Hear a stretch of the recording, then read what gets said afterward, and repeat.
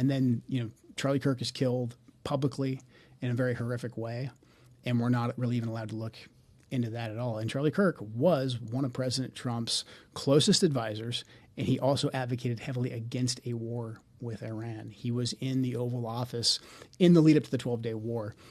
I wasn't particularly close with Charlie. He was very gracious to me when I was running for Congress, very, very supportive.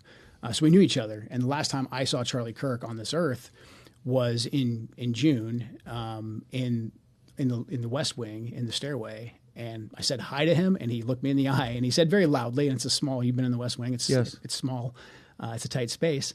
And he said, "Joe, stop us from getting into a war with Iran," very loudly. He was single-minded. And he walked off, and he went, I believe, into the Oval.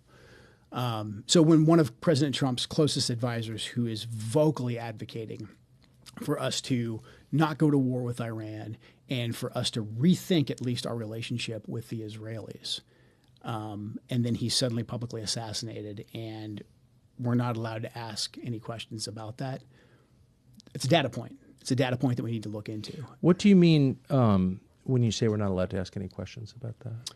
We've been told that this individual, Robinson, is a lone gunman, and maybe he is.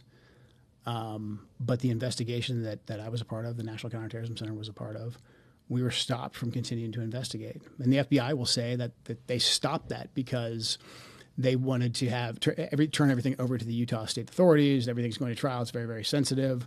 But there was still a lot for us to look into that I can't really get into. But there was still linkage for us to investigate that we needed to run down. And I'm not making any conclusions. I'm not saying I don't think you are. Because of this happened. I'm not saying that at all. I'm just saying there's unanswered questions.